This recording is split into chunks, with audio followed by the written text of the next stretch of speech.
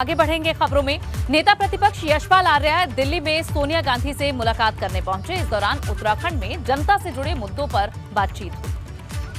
कांग्रेस विधानमंडल दल की क्या भूमिका होगी, क्या रोल होगा, क्या विषय होंगे, क्या आज के बनने की सूझ हैं, क्या ज्वलंत विषय हैं, जो जनता की जो आज जो जिन मुद्दों से परेशान हैं। बेरोजगारी मैंने कहा बहुत बड़ा मुद्दा बन चुका है, पलायन बहुत बड़ा मुद्दा बन चुका है, महंगाई की मार से आम जन त्रस्त है और जंगल धधक रहे हैं। मैंने कहा कि वहाँ के जंगल में आग लगी हुई है और करोड़ों करोड़ की वन संपदा खाक हो चुकी है। जो जंगलों में पेयजल स्रोत थे वो नष्ट हो चुके हैं। अब जंगल की आग ने शहरों की ओर भी प्रवेश कर लिया है। कई रिसोर्ट जल गए हैं, कई घरों में आग पहुंच चुकी है। जंगली जानवर जंगलों से पलायन करके शहरी क्षेत्र में, ग्रामीण क्षेत्र में आ रहे हैं और डर और दहशत का माहौल है। कोई कार्य योजना नहीं है, वन विभाग की कोई कार्य योजना नहीं है और कोई इस मामले में सरकार गंभीर भी नहीं है। आज भी वन विभाग के पास जो उपकरण होने चाहिए जंगली आग को बचाने के लिए, जो उनके पास वन कर्मचारियों की एक फौज होनी चाहिए, उसका भी अभाव दिखाई दे रहा है।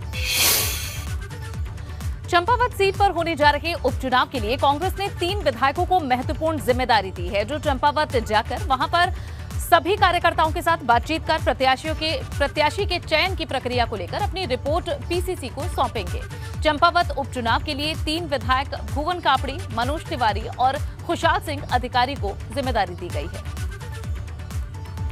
3 लोग हमने प्रभारी बना के भेजे हैं ताकि वहाँ के जो हमारे सीनियर्स हैं उन सबसे बात करें। हिमेश खड़कवाल जी से भी बात करके ब्लॉक कांग्रेस कमेटी और जिला कांग्रेस कमेटी के कार्यकर्ताओं से बैठक करके निर्णय करेंगे कि हम कैसे बेहतर ढंग से चुनाव लड़ सकते हैं और प्रत्याशी कौन कौन लोग इच्छुक हैं।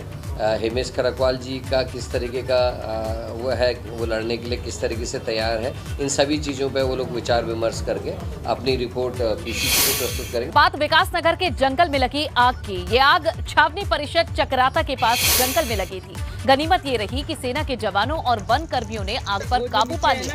आग की वजह से जंगल का एक बड़ा हिस्सा जल गया। तो वहीं अल्मोड़ा और रुद्रप्रयाग में जंगल में भी आग लगी। यहां अल्मोड़ा के आर्मी एरिया क्षेत्र में एक मकान में आग लग गई, तो वहीं रुद्रप्रयाग में जंगल की आग आबादी वाले इलाके तक पहुंच गई। वो जो नीचे है ना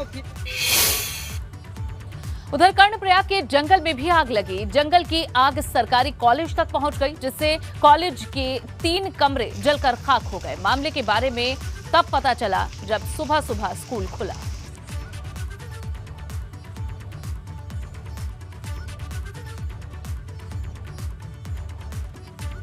जंगल की भीषण आग विद्यालय तक पहुंच गई और जिसमें विद्यालय के 3 कक्षा पूरी तरह जल करके राख हो गए हैं और उसमें रखे हुए विद्यालय का फर्नीचर या विद्यालय की और सामग्रियां भी क्षतिग्रस्त हो गई हैं। और गांव के कुछ स्थानीय लोगों के द्वारा भी आग को बुझाने का प्रयास तो किया गया, पर आग इतनी भीषण थी कि आग को बचाया नहीं जा सका और जिससे स्कूल के 3 कक्ष पूरी तरह ध्वस्त हो गए हैं।